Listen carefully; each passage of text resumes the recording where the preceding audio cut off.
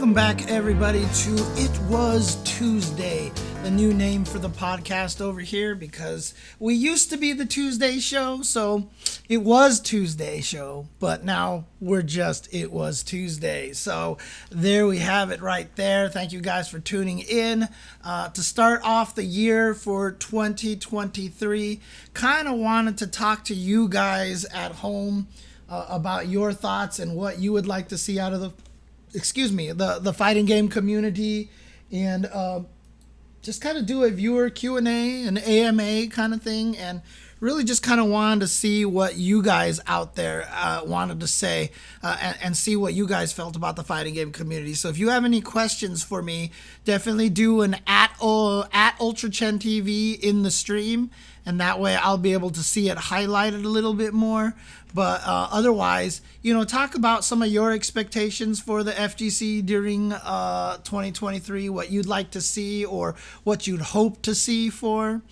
Omega Bill Murray says it right away. Roll back for Grand Blue Fantasy Versus.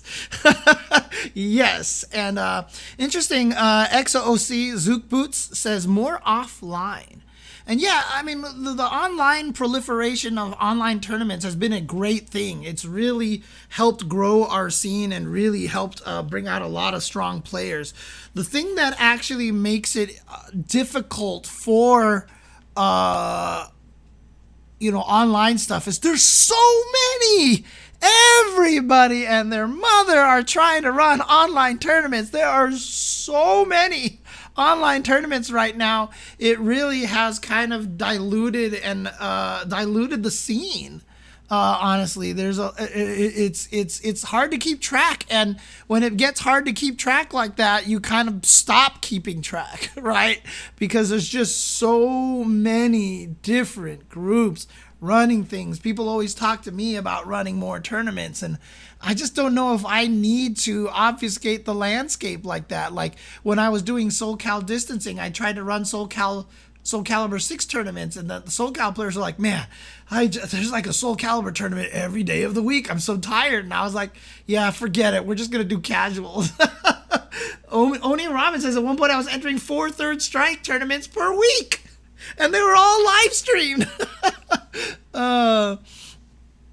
Yeah, and that's the thing, right? That's what happened. I've often told the story. So Gundam Jehudi Kai says that online tournaments have helped grow the scene, but has also fostered a lazy mentality where people don't want to travel to offline events anymore. One of the reasons why fighting games and why Melee made it so big is because they had no online, and so people were accustomed to traveling. I've told the story before when the Xbox 360 first came out, and DOA was Dead or Alive was one of the highest played games on the Xbox 360. We added it to the Evo roster, and nobody showed up to play it because they were all so used to just playing online, and nobody wanted to travel.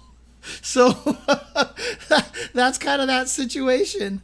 And so, yeah, it is kind of difficult. King9999 says they want VF6 announcement at Evo Japan. That's a good one. Maybe not Evo Japan, maybe Evo Worlds. But, I mean, if it happened at Evo Japan, that'd be super awesome. I want to see Super Turbo Evo Finals held in front of the Golden Nugget at least once in my life, says Dios X. What? That's a weirdly specific one there, Dios X. A good Street Fighter 6 launch, please. Actually, I don't need to do this. I can do this, so at least I can keep looking forward. There we go. Let's see.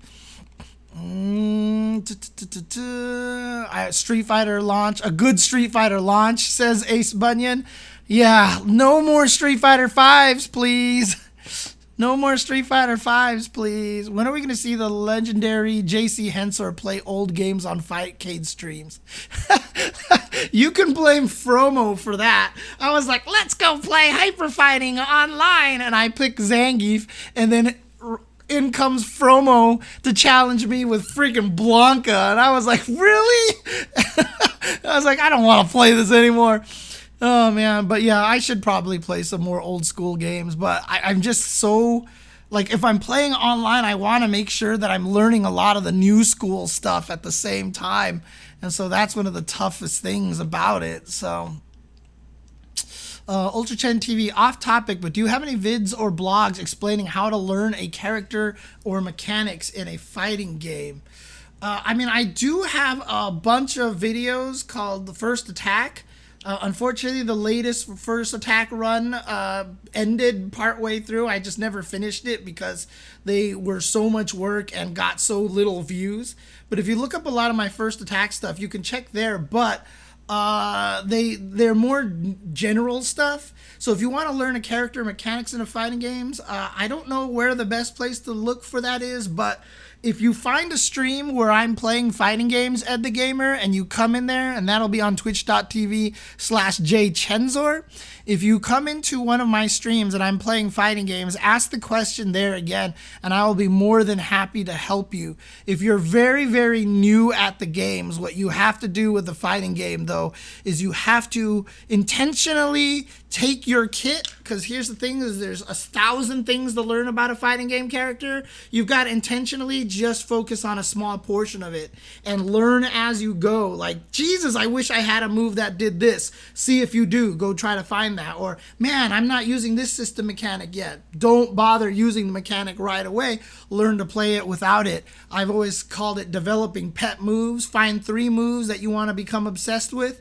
Use those buttons a lot, and you'll start learning their strengths and weaknesses and things that you're missing, and then you go search for other things that you're missing. So in other words, you want to focus and grow. And where you focus on the character never matters, as long as you're willing to grow and drop things that you started with. So if you have a pet button like, my God, this button looks amazing, it might actually turn out to be a pretty crappy button.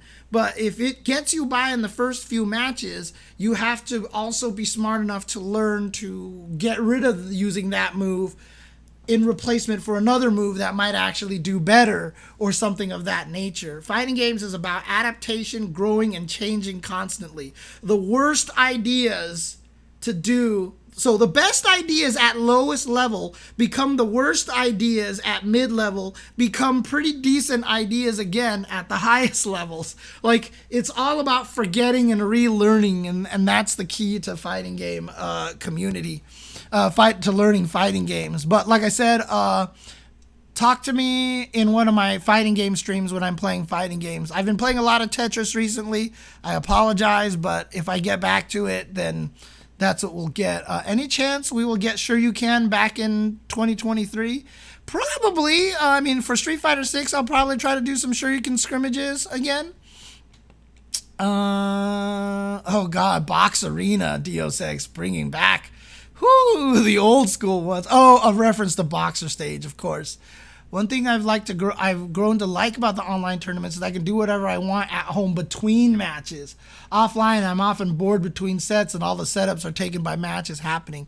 Absolutely true. Absolutely true. In fact, a lot of players who are playing in online tournaments will play in other online tournaments while they're playing, waiting for their next match in that other online tournament. Can you name 1 to 2 of your favorite combo vids? Yeah, the Guile vid and the Ryu vid, both made by Sonic Hurricane.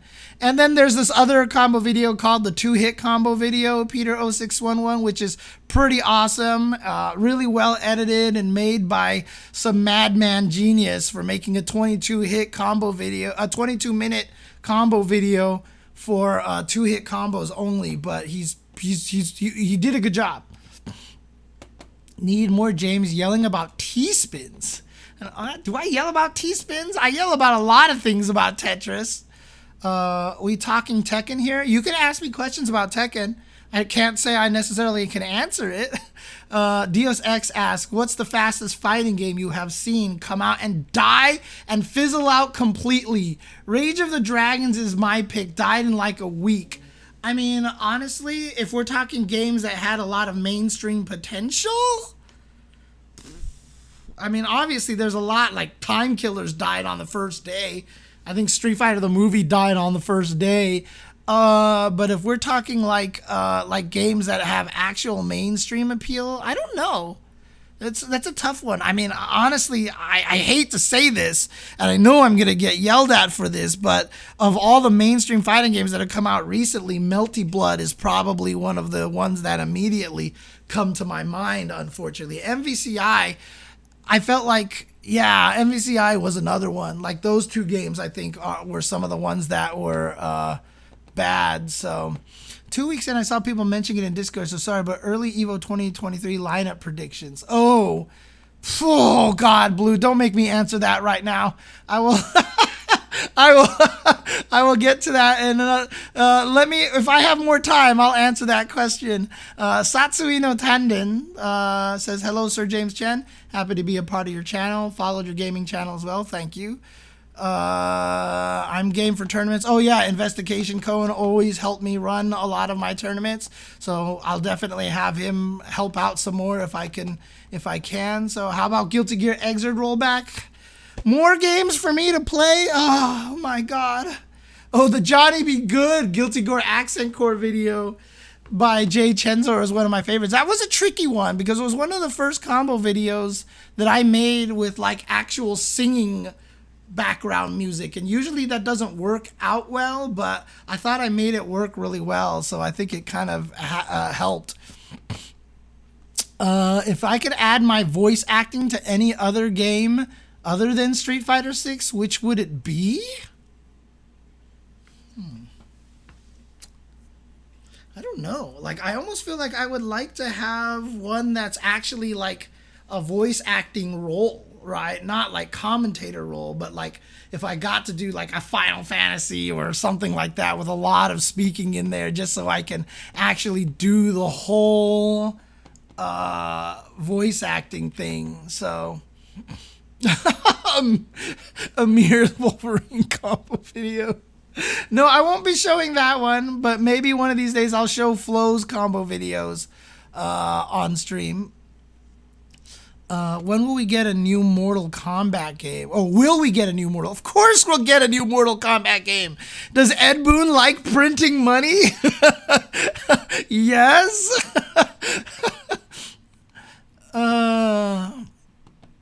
It didn't die that fast, but still sad about Street Fighter Cross Tekken not being huge. I'm not sad.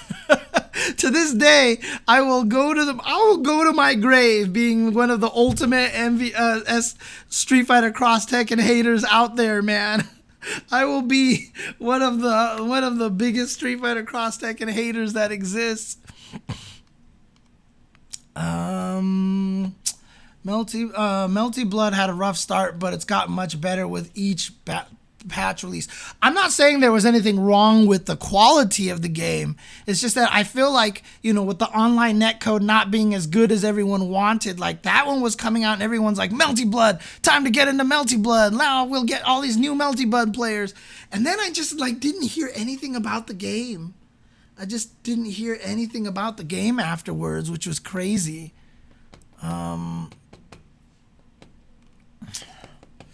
Let's see here. Yeah, still having online issues, unfortunately. Okay, so since these are slowing down a little bit, let's see. 2023 lineup for Evo. How many games do I get? How many games do I get? Is the question. Do we do 9 games or do we do 8 games? Street Fighter 6. Tekken 7 will probably still be there. Guilty Gear Strive. I would say King of Fighters 15 would still be there. We've never had an official DNF duel there, right? I'm going to put DNF duel just to be biased here.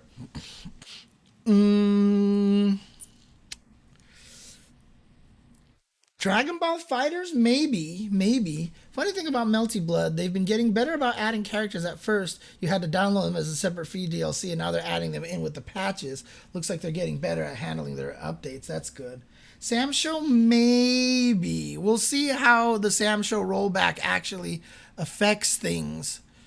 But Street Fighter 6, Tekken 7, Guilty Gear Strive, King of Fighters 15, DNF Duel. Skullgirls could have a chance of making it back. That is for sure. What were the 9 games last year? Jesus Christ, I don't even remember anymore. It was Street Fighter 5, DBFZ, Tekken 7, GG Strive, MK11 was in there. Grand Blue, Fantasy Versus was there. Melty Blood was there. So was BB Tag was there. Was Them's Fightin' Herds one of the official games? I don't think Them's Fightin' Herds was one of the official games.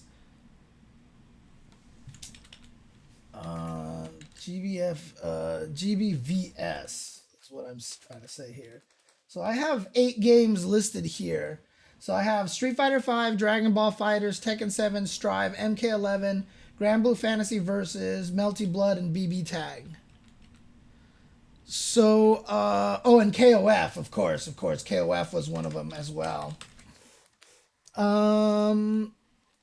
So, I think Street Fighter 6 will be there, Tekken 7, Strive, King of Fighters, DNF Duel, I think might get a chance here.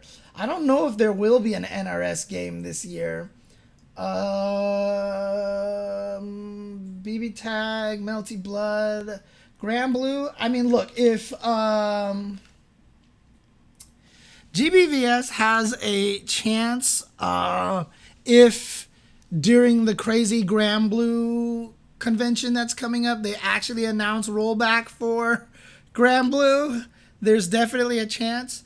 Fufufu asks, why so many Chinese playing KOF? There's an answer to that question. There's actually an answer to the question. The reason why China and Mexico played so much King of Fighters is because King of Fighters was one of the easiest games to pirate. And so for back in the days of the Neo Geo systems, China and Mexico pirated the hell out of Neo Geo cabinets. And so KOF was everywhere in those countries during those times. And so basically they became really popular because they were literally everywhere. So China and Mexico both became very good at KOF because no matter where you went, there was a KOF cabinet. That's actually the answer to the question. That's actually why there's so many people playing those games. You could get multi-carts on one arcade cabinet without too much effort. Yep. Why did it not get pirated in other countries like in the U.S.?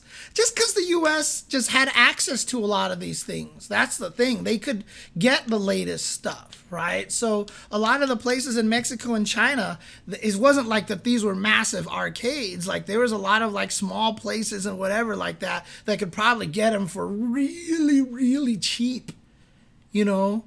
Of course, if you went to like, Mexico City or if you went to Beijing, you'd probably get the same thing that you had in U.S., but like all over the other places, these little random small rinky-dink arcades and stuff, Neo Geo was the way to go. Yeah, exactly. There did get pirated. It's just that there was a lot of competition, honestly. So, So, Street Fighter 6, Tekken 7, Guilty Gear Strive, King of Fighters 15, DNF Duel, GBVS. I do feel like there's going to be one, like I really want Evo to do like a old school tournament. MVC2 would be awesome if they actually threw that in there. But at this point, what would the last 3 games be? I don't think BB Tag or Melty Blood are coming back. I don't think MK11's coming back. So those are the 3 that I've dropped over here. I've also, the other 6 are repeats. Street Fighter 6 counting with Street Fighter 5. It's a good question. What will we have? I feel like there's something that's kind of obvious that I'm missing. Oh, Dragon Ball Fighters, of course. DBFZ has a very strong chance because it's getting rollback and there could be a big resurgence. Smash is the only way it can come back is if Nintendo says it's okay, right? They implied that much at the reveal I mean, well, not even at the reveal. Before the reveal even happened, like the Evo account tweeted right away, look, sorry, there's no Smash. We would love for Smash to come back if Nintendo allows it. So they all but basically said that Nintendo was the one blocking them from running Smash Brothers at Evo.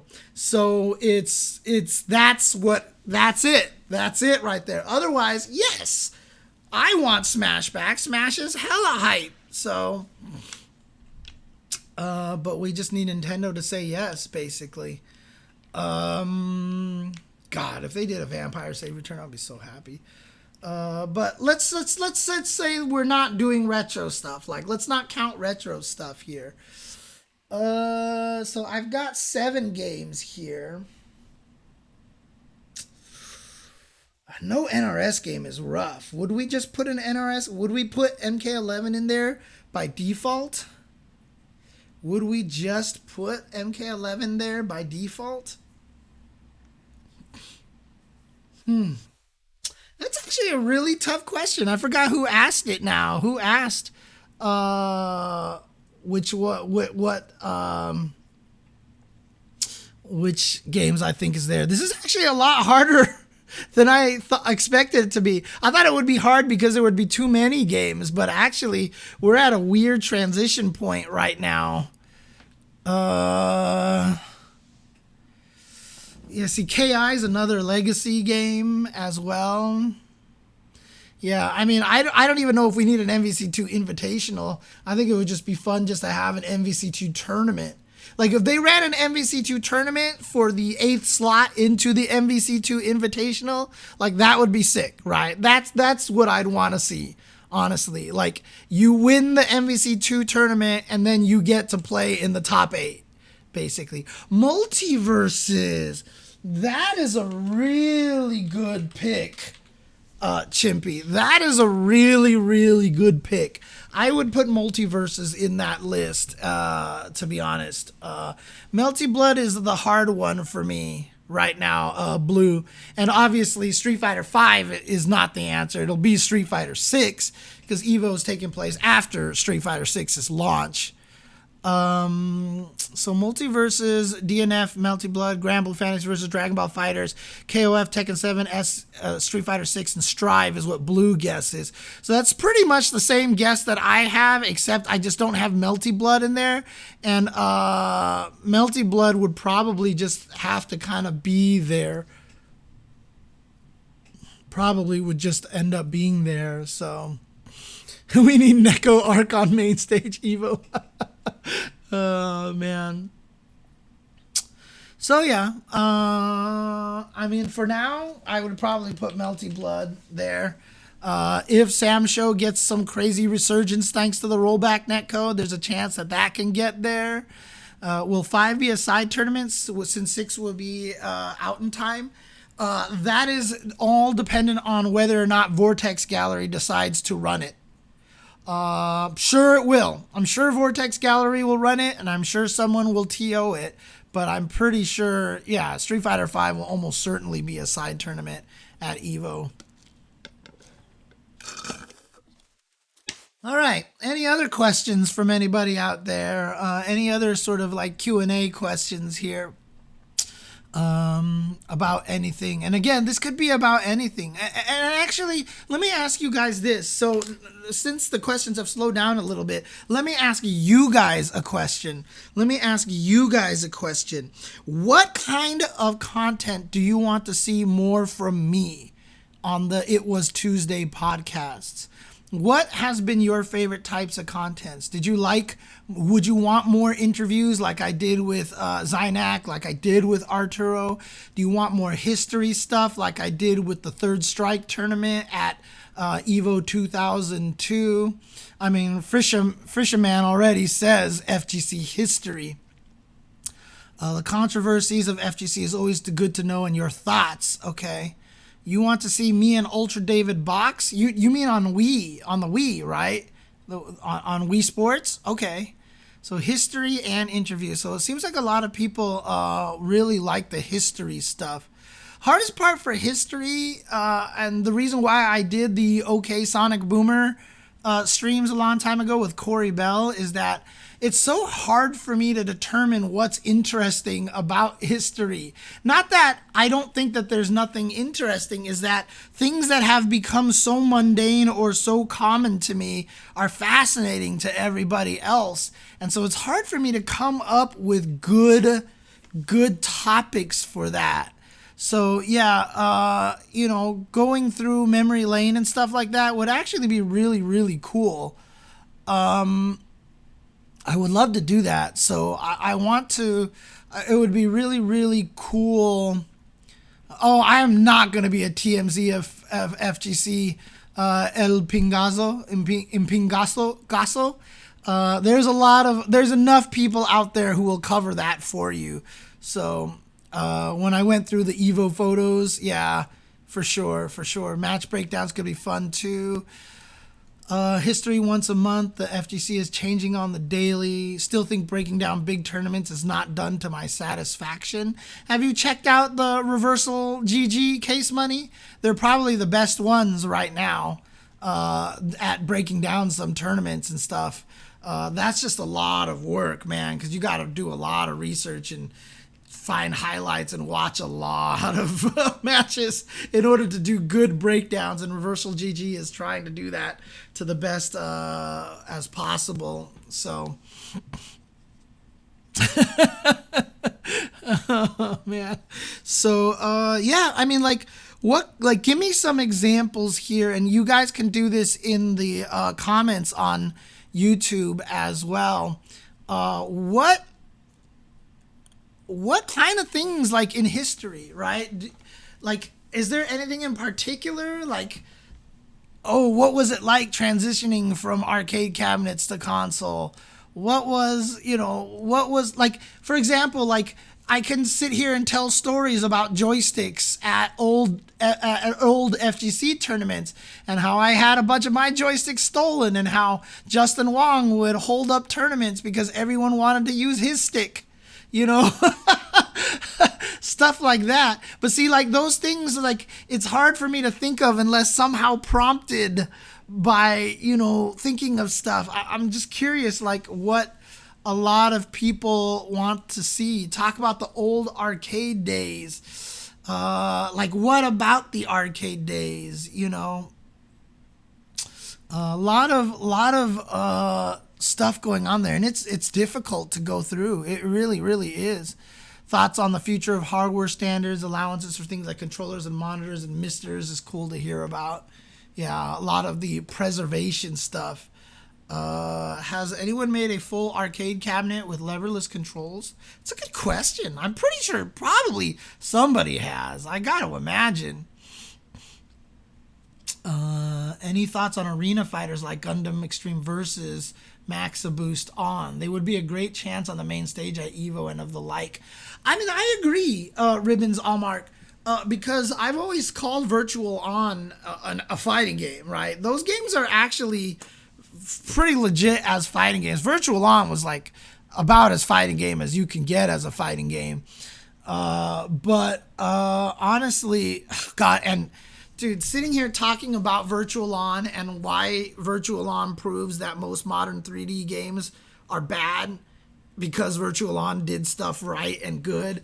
God, I could talk about that forever again, my rant against freaking 3D games. But Virtual On is really good, and I just think it's too different to be featured on EVO main stage. But I think it would be really, really cool. I think it would be really cool, especially because they've got the team tournaments and stuff. You actually got a reputation as the Raiden player at Barricade. That's awesome. He was talking about what specifically, Windy Man. Dissidia is even more. Dissidia is crazy. I've actually commentated a Dissidia match before. I love hearing the stories and history of game development, how people came together, ideation, struggles overcome. I would like to see more team tournaments at EVO. Yeah, team tournaments can be exciting, for sure. Oh, okay. Voot and arena fighters. So yeah, the only one at Evo was the Street Fighter Cross Tekken 2v2, and a lot of people actually kind of blamed that for uh, Street Fighter Cross Tekken kind of dying a little bit quickly. And if that's true, then good. How did the science of fighting games, aka frame data option selects, emerged in today's dialogue? I remember when I first began playing Street Fighter 2 at the arcade was just about pressing buttons until the other guy fell down. A lot of that terminology came, and I will have to give a lot of credit to the 3D scene. The 3D scene was definitely more interested in coming up with interesting terminology, but a lot of terminology just came from the original social media, Alt Games SF2, where someone would call something something and it just ended up being that way. Like back in the Alt Games SF2 days, I hated the term buffering. I hated the term buffering. Buffering special moves, buffer crouching medium kick into this. I hated the term buffering because that's not what buffering is at all. That's not what buffering is at all. But I used to call them terminating, terminate a move into this. Is crouching medium kick a terminating move? That kind of thing. Cancelable is actually probably the best way to put it now. It's just cancel at this point in time. People just say canceling, and I think that that's really important. But buffering, just someone called it that and it became that. I mean, like, I called it the razor kick, right? Not the flash kick. It was the razor kick. The knife kick is what a lot of people called it. And some people call it the flash kick. And sometimes some things just win out over others is really weird. Buffer isn't a cancel. Buffer is you do it and then it comes out at the end. That's when you buffer things. You do it early and then it comes out afterwards. But like, this situation, you're literally canceling stuff. You're literally canceling stuff. Buffering and canceling are not really the same thing, to be honest with you. 2-in-1 was another one that what a lot of people called it. Right. So like real player buffering, which was load a bunch of the videos now before it gets there so that you can see it. As it was never canceling.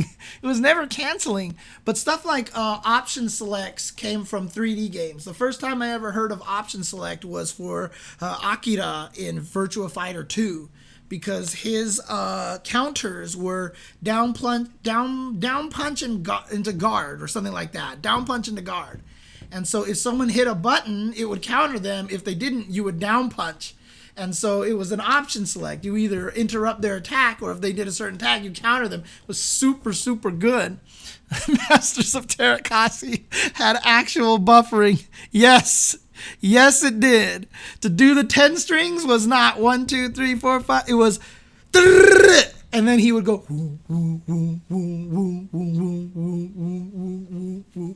That is buffering. That is buffering. Priority was always the term everyone used differently for me. Yeah, I actually have a good way to define priority these days. I define priority as the difference between your hitbox and hurtbox sizes. If your move has a lot of hitbox and not a lot of hurtbox, it has good priority. That's the best way to describe it. That's kind of how we talked about it a long time ago. So because what we described as priority was moves inexplicably beating a lot of other moves. And when you think about that, what that means is because it has a hitbox at a place that can't be hit, and so it was able to beat a lot of moves like a Dalsum stand jab or Ryu and Ken standing medium punch. They had high priority. That's the best way to kind of explain that part. Wasn't lightning legs originally called 100-foot kick? We called it lightning legs since the beginning. So let's see. Oh, stream learning Unity, not a con. Don't do that. Don't hold me accountable to that. Don't hold me accountable to that. I should. Once I get my ADHD meds, we'll start talking. Not a con. Once I get the ADHD meds, we'll start talking. While standing was while rising. Yeah, and then that got confused with while running. What is my opinion of DLC? I personally think lots of DLC hurts a game because I feel left behind if I don't spend a bunch of money to catch up. Yeah, it's true, but at the same time, it keeps a game fresh. People get excited when new DLC comes out. Shingo comes out and everyone's like, oh my God, Shingo. And they're all excited about it. So DLC is necessary to keep games fresh, to be honest with you. I don't like the term meta. Yeah, meta got ruined. Meta is literally, right? The word literally in the dictionary has a definition that's basically virtually, like literally has now become a definition of not literally. And that's kind of what happened with meta. Nobody used meta right. Everyone used meta incorrectly, but now meta has transformed into the phrase that everyone wants it to be. I hate when that happens. I don't want to call it that, but for the same reason why I refuse to accept trip guard. Which is why I refuse to accept trip guard. Where did meta come from? People just started using that word a lot, and then metagame became a popular term, and then everyone just misdefined meta after a while. Right. Blue brings up a great point. DNF did not have DLC or any content for 6 months, and people said the game is dead. Exactly. DLC is kind of needed in this day of age. Not only DLC, but understanding that the devs are watching and patching. Patching is really, really, really important. Literally is literally now the opposite.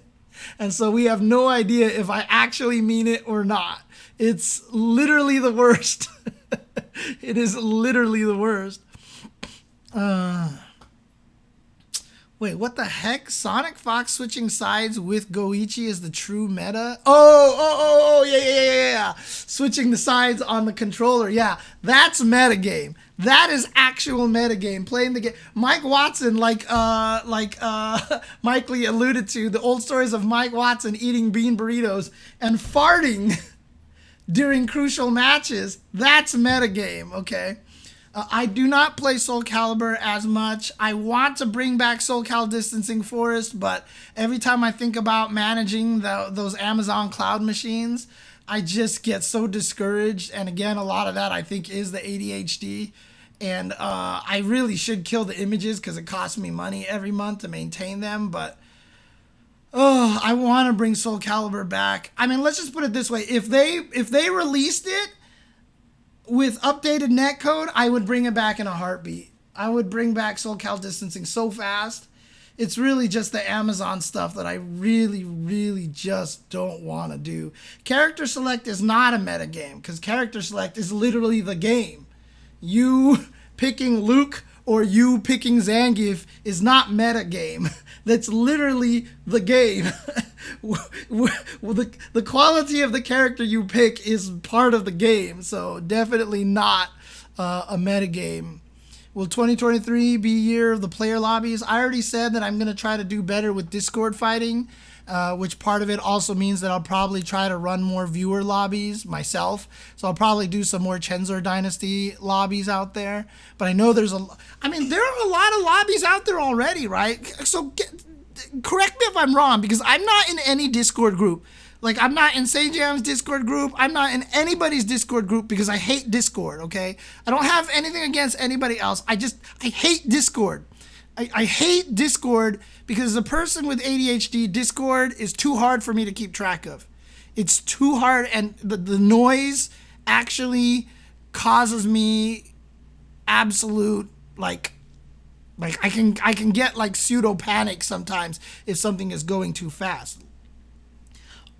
Don't most Discords have do a lot of people out there do viewer lobbies with their stream? Or is that actually rarer than I think? Also, are there Discords out there with ranked-based matchmaking? Because I know a lot of Discords have the matchmaking channel. We discussed this last week, and I haven't sat down and created it because I was just like, are people really going to use this? But are there actually people out there are there Discords out there that have ranked-based matchmaking? Like you go for Guilty Gear and there's beginner, intermediate, and advanced. Does that exist?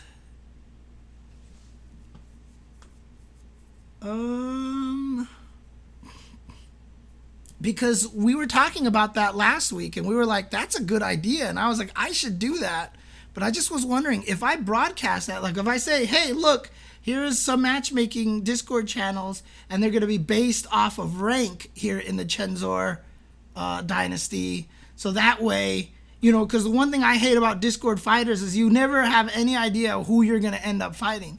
Now, obviously, you could lie and be a really good player and jump in the beginner Discord and just beat people up because you're an asshole. But, you know, you just have to report that kind of situation. Or as soon as one person says, hey, this guy's not weak.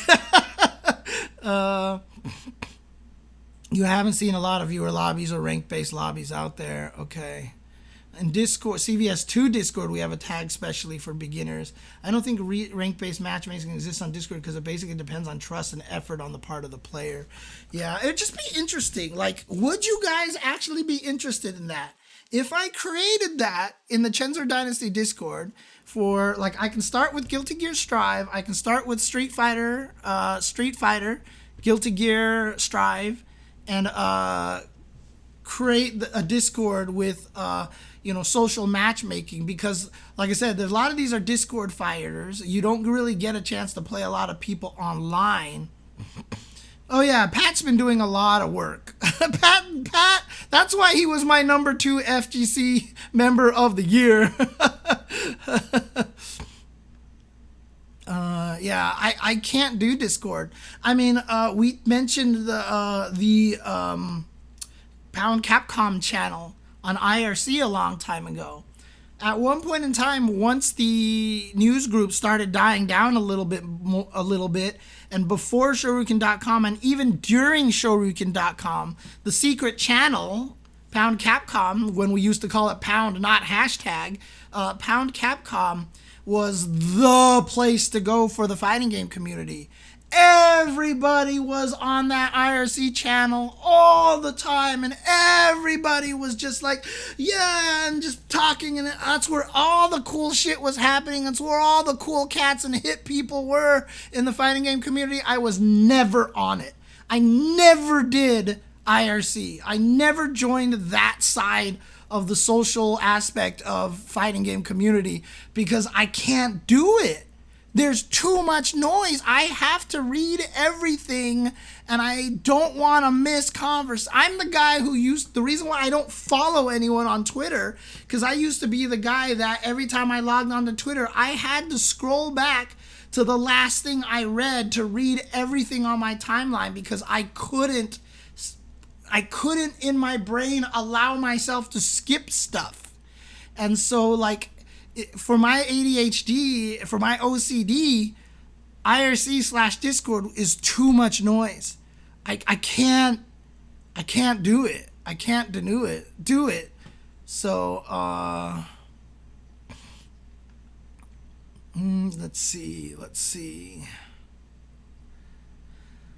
It's like skipping shows in a TV show. Yeah, exactly. Sometimes it would take me like an hour just to catch up. See, I couldn't do that, Mike. I couldn't get myself to do it. So I just never did. And that's what the problem with Discord is for me. But is that something people would be interested in? Would you guys like to see a skill-based matchmaking social environment in a Discord? I mean, obviously the Chenzor Dynasty Discord is basically a ghost town right now. Nothing's happening in there much. Just a bunch of, you know, people who have made friends just hang out there and talk every once in a while. And I try to respond to things that people tag me with. But it sounds like some people would like something like that. Because my biggest problem right now is that when I try to play these Discord fighters, I like the ranked system. I like going online and playing ranked, and, you know, if I'm better than everyone, I rank up until I start fighting people my level. One of the hardest things about SoCal distancing for me was that I was only playing people who were significantly better than me. Like, there was literally like 2 other people on that stream that I could legit beat. And it was really hard for me to learn because I am actually not the person who learns better when I fight people better than me.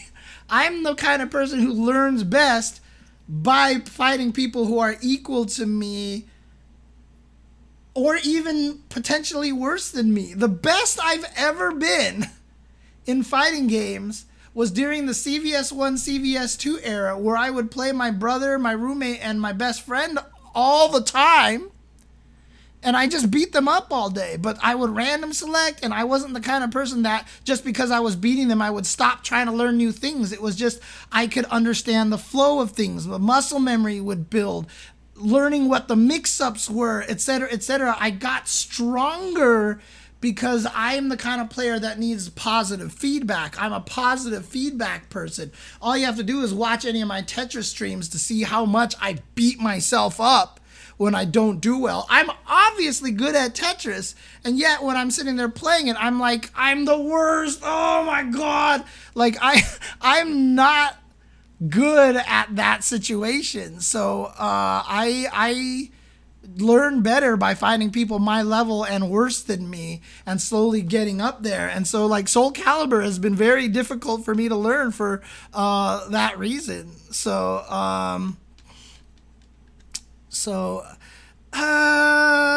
I don't agree with that, Scrubbertron. Fighting the AI isn't worthless. It's another player with its own habits. I don't agree with that because fighting the AI is like playing Mike Tyson's Punch-Out, right? You just learn the way to beat him up, right? Playing against, for example, Dalsum versus Vega, the CPU Vega in Street Fighter 2. The original Street Fighter 2, if you held down and hit crouching medium kick, you would win. If you held straight down and mashed crouching medium kick, that's how you could beat Vega. Because every time you slid, he would jump over you and you would punish his landing with your next crouching medium kick. Slide would make him jump, and then you just loop that back and forth until he died. Like, saying the AI has habits isn't the right way to say it. Saying the AI has patterns is the right way to say it. And that's the problem. That's the problem, is that you're looking for patterns, right? Like at the place where we broadcast Street Fighter V for the CPT, they have a Champion Edition machine there. And I just one time before we started doing the streaming, I just sat there, picked Ken, and I just beat the computer on one credit because I still remember all the patterns. I still remember how to beat the computer because it's not about habits. Because the thing is, the computer doesn't adapt. It doesn't adapt, so it doesn't force you to change. And that's the hardest part, so... Right, finding an exploit like that isn't the end-all, but a lot of people will consider it the end-all. You have to be of a certain mindset to not just treat that as the end-all. Like, yes, I can beat the computer. Like, that's not quite how it works, unfortunately. Oh, man. Nobody learns best by playing people much better than them. Ideally, you should be playing people a bit better than you. That's the fastest way to improve. Yep, playing up. Yeah, I agree. And that's why I like ranked. The problem with Discord fighters is it's really hard to do that, right? You jump in a channel and you're like, hey, I'm a beginner and I want to fight other beginners. And, meanwhile, the channel is going by with all these other intermediate players and stuff like that. I don't know if it's spreading it too thin, but I think it would be interesting to have the beginners all in their own channel, matchmaking each other, and then being able to share advice and talk about things and discuss strategy. And yeah, if one of the players gets too good and they have to move up to the intermediate, at least that feels like there's like this kind of growth, right? Like there's this kind of excitement of like, oh, I get to go into the intermediate. I mean, that's what Vi did with his first Southern Shiggle BMX garage days. He had 4 stations, and one of them was the big boy station, and the other 3 stations were whoever won the most of the round robin for that week would go to the big boy station, and then in the big boy station, like the 3 people who did the worst would move back to the other station. So there was this kind of trying to advance to the big boy station kind of neat idea that I really, really liked, and that was kind of good. So I like that. So right, that's why ranking, you need to have some sort of push still. That's why ranking up is good. It keeps pushing you to keep challenging you. The problem when ranks become badges of honor to show off, and people care more about rank than the progress. Yeah, I mean, that's the one thing nice about Street Fighter V is that I don't feel like anyone really brags about their rank anymore, to be honest with you. I mean, maybe some people do and I'm just wrong. Maybe some people still brag about it, but I just don't feel like it does. But I would like to see ranking resets in Street Fighter 6, unlike Street Fighter 5. I think, and again, ranking resets not throwing everybody back to bronze, but maybe kind of just dropping down to the beginning of where you're at, or maybe one rank down to the beginning of where you're at. You know, that way, if anybody quits as well, then that account also drops through time and stuff like that. So seasonal rankings. I would like to see seasonal rankings. So USF4's ranking system with just numbers was good. It was hard to super care about a number. But the problem with that, it was very discouraging. It's just hard to see your rank go up and down and up and down and up and down, which is why I kind of like the way Strive did the floors. I like the lobby system because you didn't see exactly your numbers of the rank. You just knew you were on a floor, and that's kind of what I would be trying to replicate a little bit more in the Discord. I would probably start with expert, intermediate, and beginner, but if people need it more, divided up, more obfuscated, I'm totally down to do that, to be honest with you. So I mean, Street Fighter 4 was when online was as simple as you can get, right? You just sat there and go, rank match, ping, refresh, refresh, refresh, fight you, refresh, refresh, fight you. That's all. That was my whole experience with it, except I just hated playing it because obviously the delay-based netcode was just poo-poo. So, yeah, I mean, all the fighting games these days are about locking into characters because I think they just want to make the process faster. I don't understand that. I don't understand, they just want to skip the character select, right? It makes it quicker to get into matches and stuff. And the amount of people switching characters all the time is really low, but you should be... Can you switch characters in the middle of a set? You can't, right? It's just rematch or quit.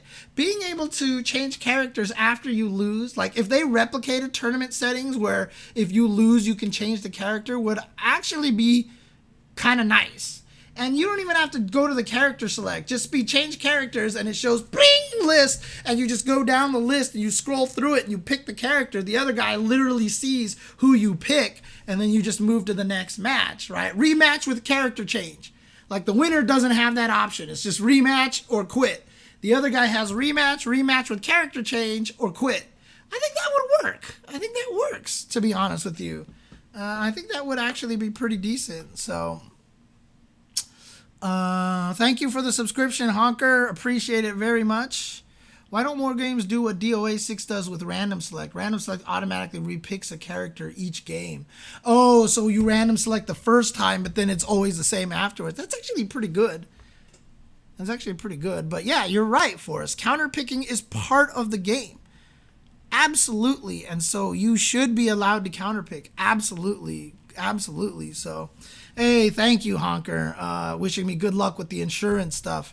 Appreciate that very much, man. So close to getting things taken care of. Am I going to Combo Breaker? I haven't registered for it yet. I heard all the rooms are booked and stuff. And if it's anything like last year, I would have to pay my own way unless there is something that can fly me out to the event. If something can fly me out to the event, then I will be able to go Combo Breaker. If they don't, it might be difficult. So I don't know what's going to happen yet. Because the last time I went to Combo Breaker, I spent a lot of money. Even though I had a free room, bless my friend's soul for letting me stay with him for free. but it was still a very expensive trip because of flight and stuff like that. So I'll see what happens with Combo Breaker. I can't say for sure, not a con, if I'm going. Let's see. Combo double was the biggest nerf to the random select button in any fighting game. Right, right.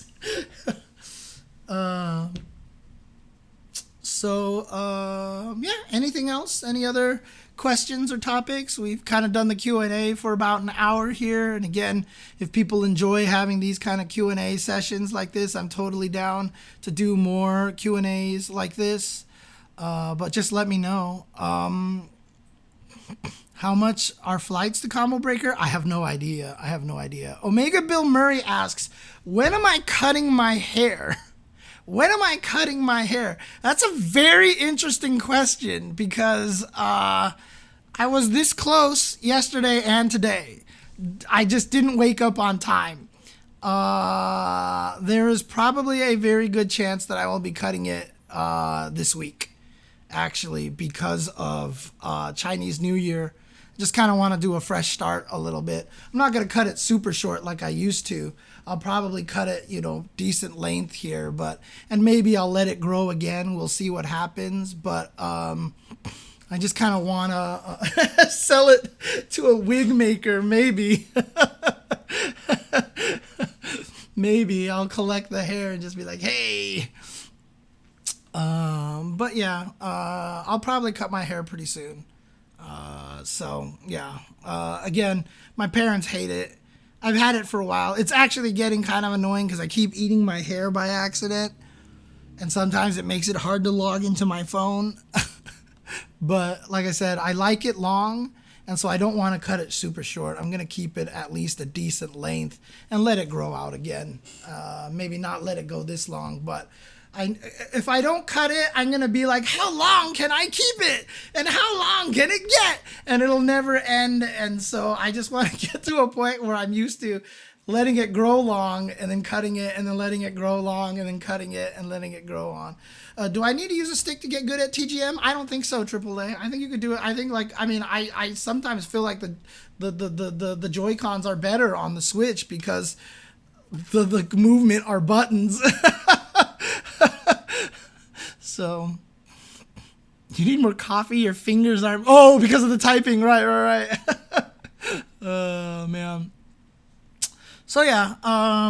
But if there are any other questions that you guys want to ask, otherwise, I will go ahead and call it a night here for It Was Tuesday. So I hope you guys are enjoying... crazy drunk. That's why, one of the reasons why I kept my hair is because my brother doesn't have hair.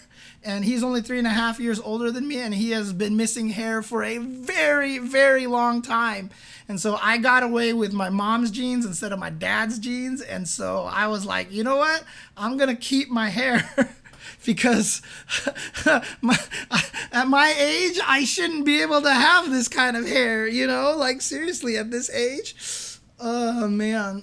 What is my dream crossover fighting game? Darkstalkers versus Guilty Gear. Easy answer. Thoughts on the extra spot in KOF? Probably a boss challenge, but Kenso! Give me my Kenso! Please, give me my Kenso. It's not going to be Kenso. I think I'm the only person on the planet that really wants Kenso, so I'm really sad about that. But probably going to be a boss rush or something like that. So, Gainitz, Adelheid, something like that, maybe. We'll see. But in any case, thank you guys for tuning in. Thank you guys for watching again. And hope you guys are enjoying the show still. And hope you guys are having a great time. Please make sure you guys stay safe out there. And keep enjoying those fighting games. 2023 is going to be a really great year for fighting games, in my opinion. I'm looking forward to so much. I'm looking forward to see how much Street Fighter 6 can blow up everything. And really try to put fighting games more into the mainstream lineup and such. So we'll see if that happens. But thank you guys for tuning in. And as well as you guys all know, the day this podcast graced your ears was the most important day of your life. But for me, it was Tuesday.